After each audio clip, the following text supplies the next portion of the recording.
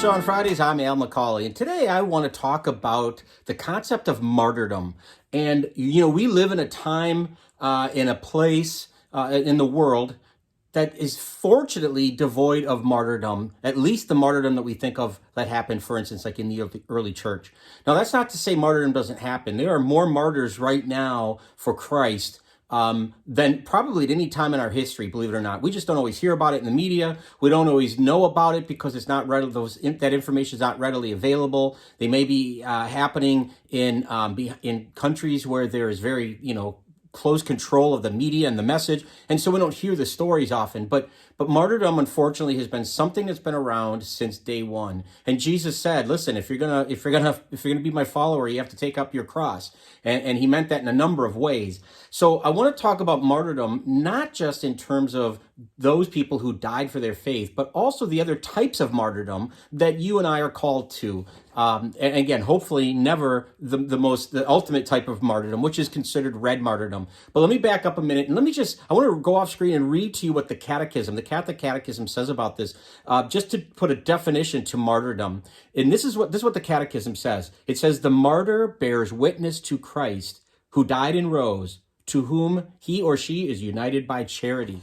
Now, we love Christ so much, we're united to Christ in our baptism and in our death, that we bear witness to him. And that's what martyr means. It comes from the word that means witness. And we are witnessing to Christ. In the early church, there were no better witnesses than those people who laid down their lives, who were killed, who died as a representative of Christ, as a Christian. And the stories are all over. They're legion, about all the early church martyrs.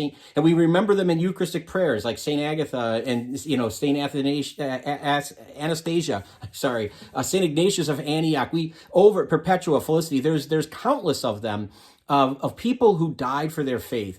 Now, we call that, or we refer, from a present standpoint, we refer to that type of martyrdom as red martyrdom. Red martyrdom is the type of martyrdom where one sheds their blood to the point of death. So I've done other episodes of people, of saints who have been martyrs, like just recently, St. Bibiana, who was martyred for her faith, for not paying tribute to the Roman gods. So saints who have been killed for their faith, who have bore that witness, ultimate witness, we refer to as red martyrs, people who've shed their blood. Now, in the 4th century, early part of the 4th century, the Emperor Constantine basically legalized or tolerated Christianity. And so persecution more or less stopped. There was recurring, bouts of it, unfortunately. But by and large in the Roman Empire, persecution had stopped. And so Christians were saying, if I can't witness Christ with my life by dying, what can I do? And so this is where two other forms of martyrdom come to the forefront. And they're both like red martyrdom. They both are understood by virtue of color. The first one is called white martyrdom. White martyrdom refers to anybody who witnesses their love of Christ through suffering, but not death. So they may be banished. They may be exiled. They may be tortured. They may be put in prison. They may be oppressed in other ways. Harm comes to their family members as a way to coerce them toward giving up their Christian faith or Christian ideals.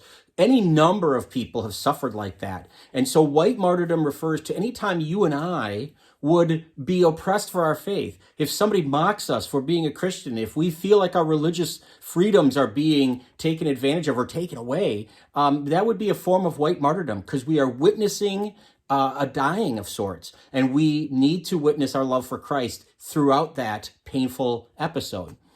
Another type of martyrdom is referred to as green martyrdom. And green martyrdom has to do with people who voluntarily give up the comforts of this life, and they might be self-imposed exile. We think about the earliest hermits and monks of our faith who went to the deserts of northern Africa and other isolated places, away from the creature comforts, away from people they loved and know and friends and all that kind of stuff, all the material wealth they could have, or things that would bring them about some kind of ease of life or pleasure. They gave it all up. So green martyrdom is any time you and I do that. Think of a time when you go on retreat and you give up your normal routine, the people you normally associate with, so that you can focus more deeply on the inner self, the prayer life that you have, the connection with God.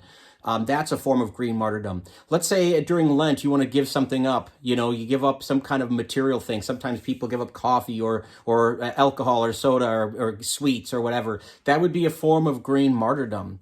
I would suggest we could use green martyrdom in our daily lives, giving up anything that would distract us from our relationship with God. And that could, by doing so, we could bear better witness as Christians to our faith, to others, to the world around us. Not to be all prideful and say, look at me, I'm giving things up, or I'm doing this or doing that, but by virtue of how it changes us. If we were to give up something that could change us for the better, then our natural disposition is going to change. And as the old song used to say, then they will know we are Christians by our love.